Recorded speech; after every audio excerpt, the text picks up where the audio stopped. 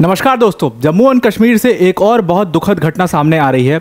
हमने कल ही एक वीडियो बना करके आपको बताया था कि पिछले 3 दिन में 3 अटैक हुए। एक अटैक हुआ कठुआ डिस्ट्रिक्ट में, एक हुआ डोडा के अंदर में, और फिर रियासी में तो जो बस वाला अटैक हुआ था वहीं से ये सारी चीज़ें शुरू हुई थी। लेकिन अभी सबसे दुखद घटना ये आ रही है कि अब जम्मू एंड कश्मीर में चौथा अटैक भी हो चुका है। पिछले 3 दिन के अंदर में ये चौथा अटैक है और डोडा रीजन में अपने आप में ये दूसरा अटैक है।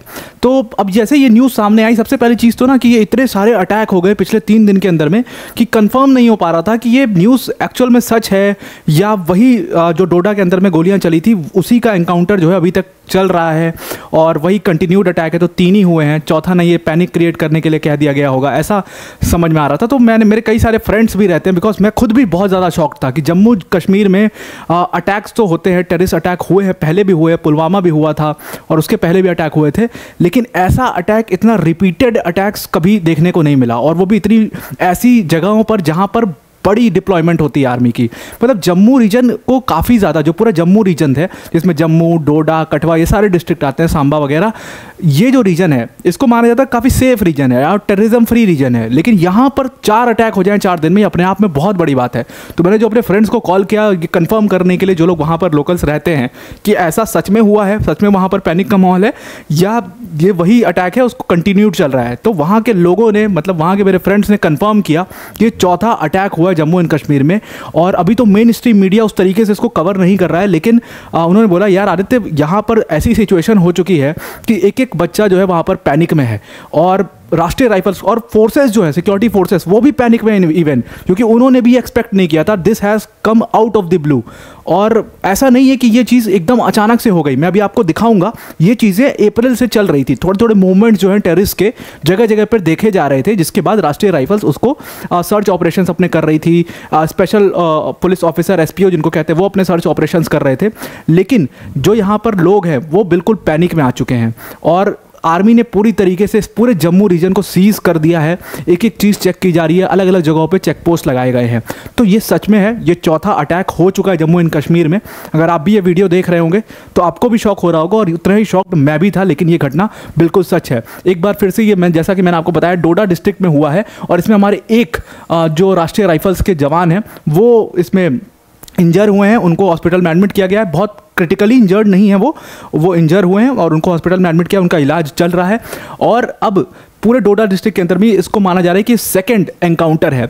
इसका मतलब साफ है, देखो एक चीज़ तो बहुत क्लियर है इन सारे अटैक्स से कि ये कोई ग्रुप ऑफ टेररिस्ट, कोई 4-5 टेररिस्ट अंदर नहीं घुसे हैं इन्फिल्ट्रेट करके। ये कम से कम 10-20 की मात्रा में या उससे ज़्यादा भी हो सकते हैं, बिल्कुल हो सकते हैं कि ये इन्फिल्ट्रेट धीरे धीरे करके गए हैं। बहुत दिन से इन लोगों ने प्लानिंग की है और ये मूवमेंट करके और सब अपना घूम के रेकी करके इन्होंने एकदम स्पॉट्स आइडेंटिफाई करे हैं कि कहाँ कहाँ पर अटैक करके एक सिग्निफिकेंस दिया जा सकता है, इसको मैसेज की तरह यूज़ किया जा सकता है, वो इन्होंने किया है।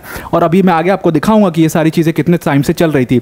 अब जो टेररिस्ट अटैक शुरू हुआ, आपको भी पता है कि ये 9 लोगों को की जो जाने गई, ये टेररिस्ट अटैक तब से शुरू हुआ जो बस में ओपन फायर खोल दिया इन टेररिस्ट ने रियासी के अंदर में, और उसके बाद ये चौथा अटैक अब पूरे डोडा डिस्ट्रिक्ट के अंदर में किया जा रहा है। अब देखो ये जो टेररिस्ट है ना, ये 3-4 का ग्रुप था, और ये देखो ये टेररिस्ट ना ज़्यादातर 2-3-4 के ग्रुप्स में ही घूमते हैं। तो ये जो 3-4 का ग्रुप था इनका, ये हायर रीजन पे था डोडा डिस्ट्रिक्ट के, जो किश्तवाड़ का रास्ता है। मैं अगर आपको मैप से दिखाऊँ थोड़ा सा, ये देखो ये किश्तवाड़ डोडा, ये यहाँ पर डोडा है, ये किश्तवाड़ डिस्ट्रिक्ट है। तो ये डोडा और किश्तवाड़ के थ्रू इनका कोशिश ये था कि अनंतनाग, पहलगाम चले जाएं, इनका यही कोशिश था। तो ये इधर की तरफ बढ़ रहे थे, और जगह जगह पर अब चेक पोस्ट क्योंकि लगे हुए थे आर्मी के, तो उसी चेक पोस्ट में रास्ते में इनको मिल गया, उसी चेक पोस्ट पे इन्होंने ओपन फायर खोल दिया। राष्ट्रीय राइफल्स वहाँ पर मौजूद थी, और राष्ट्रीय राइफल्स के 5 जवान इसमें क्रिटिकली इंजर्ड हुए हैं इस पूरे अटैक में, क्योंकि अचानक से इन्होंने अटैक कर दिया। और राष्ट्रीय राइफल्स के 5 जवानों के अलावा एक स्पेशल पुलिस ऑफिसर एसपीओ भी इसमें अटैक किए गए हैं। तो ये सारा कुछ जो है वो चेक पोस्ट पर हुआ है। और एक ना वहाँ पर पास है जिसको कहते हैं छत्तरगाला पास, आपने नाम सुना होगा क्योंकि ये बिल्कुल जोड़ता है डोडा को किश्तवाड़ के साथ में। तो छत्तरगाला पास पर एग्जैक्टली ये अटैक हुआ है, वहाँ पर जो चेक पोस्ट था राष्ट्रीय राइफल्स का, उस पर किया गया है। अब अगर मैं थोड़ा सा आपको मैप से दिखाने के चाहूँ, हम चार्ट आउट करें कि ये सारी चीज़ें चल कब से रही थी, तो ये देखो ये सारी चीज़ें एक्चुअल में सबसे पहले अप्रैल 28 की घटना है कि विलेज में ना एक डिफेंस गार्ड की वहाँ पर मर्डर हुआ था। उसको बोला जा रहा था कि लोकल मर्डर हो सकता है, शायद किसी ने मार दिया होगा लोकली, आपस में लोगों की दुश्मनी होती है, ये क्राइम है, ये टेररिज्म नहीं है। लेकिन बाद में वहाँ पर पता चला था कि नहीं, टेररिस्ट अटैक था ये एक तरीके से, और वो जो लोकल गार्ड था वो आर्म था। तो टेररिस्ट को लगा कि ये शायद पुलिस ऑफिसर है, वो उसको पहचान नहीं पाए क्योंकि वो लोकल जो गार्ड्स होते हैं वो कुछ आर्म्स रखते हैं, वो बैंक का गार्ड था, तो उस पर इन्होंने अटैक कर दिया। उसके बाद से ये चीज़ शुरू हुई थी और ये बहुत बाद में क्लियर हुआ था। उसके बाद जब गांव के लोगों ने मई 14 को उधमपुर डिस्ट्रिक्ट में देखा गया था कुछ कुछ आर्म्ड लोगों को जो कि एक औरत से खाना मांग रहे थे। कुछ 4-5 लोग थे जिनके पास AK-47, जिनके पास असॉल्ट राइफल्स थी, और वो जब एक वुमेन से खाना मांगे, वुमेन डर गई, वो चिल्लाने लग गई, वो भाग गई उधर से। तो उन्होंने उस पर ओपन फायर नहीं किया क्योंकि वो गांव था और वो गांव में कोई और बिल्कुल सुनसान था वो रास्ता, तो वहाँ पर अगर ये ओपन फायर करते तो हो सकता था ये घिर जाते उसी गांव में, उधमपुर के डिस्ट्रिक्ट में। तो इन्होंने वहाँ पर कुछ नहीं किया, ये वहाँ से वो तुरंत निकल गए। उस वुमेन ने तुरंत ही उसकी जानकारी जो है लोकल पुलिस स्टेशन को दी। लोकल पुलिस स्टेशन ने फिर अपना कोऑर्डिनेट किया, सर्च ऑपरेशंस वहाँ पर राष्ट्रीय राइफल्स ने चलाए। तो ये मई 14 की घटना। उसके बाद मई 19 को क्या हुआ कि मई 19 को एक SPO ने, मतलब स्पेशल पुलिस ऑफिसर ने 3 आर्म लोगों को देखा फिर से उसी डिस्ट्रिक्ट के अंदर में, कठवा डिस्ट्रिक्ट के अंदर में। अब आप सोचो, कठवा डिस्ट्रिक्ट में, डोडा डिस्ट्रिक्ट और सांबा, तीनों जगह पर इन टेररिस्ट को आसपास रेकी करते हुए घूमते देखा गया था। तो कठवा डिस्ट्रिक्ट में फिर से मई 19 को देखा SPO ने उसकी जानकारी दी, फिर से सर्च ऑपरेशन लागू हुआ, फिर कोई नहीं पकड़ा गया। तो ये समझ लो ये सारी चीज़ें चल रही थी, और ये चीज़ें ना मेन स्ट्रीम मीडिया में क्यों नहीं आती हैं, उसके पीछे का एक रीज़न है। देखो, गलती क्या है, गलती उनकी भी नहीं है, गलती ये है कि अगर ये चीज़ें एक एक करके आप मीडिया पर दिखाओगे तो कहीं ना कहीं लोगों में एक पैनिक क्रिएट हो जाएगा, अननेसेसरी पैनिक क्रिएट होगा, जिसकी वजह से प्रॉब्लम्स हो सकती हैं। तो इसलिए थोड़ा सा रिस्ट्रिक्ट किया जाता है कि ये सारी चीज़ें मीडिया में इतना खुल करके ना दिखाई जाए, ना इन्फॉर्मेशन दी जाए। लेकिन मुझे लगता है कि अभी आप देखिए, ये 4 दिन में 4 घटनाएं हो गई जिसमें 9 लोगों की जान चली गई, 33 लोग इंजर्ड थे वो बस वाले अटैक में। उसके बाद हमारे एक CRPF के जवान जो कि छिंदवाड़ा के थे वो शहीद हो गए। हमारे 5 राष्ट्रीय राइफल्स के जो ऑफिसर्स थे वो बेचारे बुरी तरीके से घायल हैं, उनका इलाज चल रहा है, एक SPO का इलाज चल रहा है। इतनी यहाँ पर कैजुअलिटीज़ ऑलरेडी हो चुकी हैं, तो आप समझ सकते हैं कि ये कुछ बहुत ईजी नहीं था। उसके बाद जून 1 को इनको फिर से स्पॉट किया गया, फिर से सर्च ऑपरेशन चलाया गया। इस बार ये सर्च ऑपरेशन जो है ये पुंछ डिस्ट्रिक्ट में चलाया गया, पुंछ में इनको देखा गया, इनकी मूवमेंट देखी गई। तो अब आपको अगर मैं मैप के थ्रू दिखाऊं तो ये कहाँ कहाँ स्पॉट किया गया, एक पुंछ में, उसके बाद एक इनको यहाँ पर रियासी के अंदर में देखा गया। उसके बाद आप नीचे की तरफ बढ़ेंगे जब, तो यहाँ पर आपको सांबा दिखाई दे रहा है, सांबा, यहाँ पर आपको कठवा दिखाई दे रहा है यहाँ पर। तो इन सारे रीजन्स में ये पूरा घूम रहे थे एक तरीके से, तो आप समझ सकते हो कि कितना ओपनली घूम रहे थे। तो यहाँ पर इस न्यूज़ को देखने के बाद, इनकी मूवमेंट्स को देखने के बाद, पूरी न्यूज़ को, पूरा ट्रेल को कवर करने के बाद कहीं ना कहीं हमारी सिक्योरिटी एजेंसीज से यहाँ पर एक बहुत बड़ी चूक, बहुत बड़ी भूल हुई है, क्योंकि जम्मू कश्मीर में 4 अटैक 4 दिन में होना अपने आप में एक बहुत बड़ी बात है, और इसके ऊपर एक नेसेसरीली शॉर्ट एक्शन लेना चाहिए। और जो भी इसमें जो इग्नोरेंस है जिसकी भी पाई जाए उसके ऊपर एक्शंस लेना चाहिए।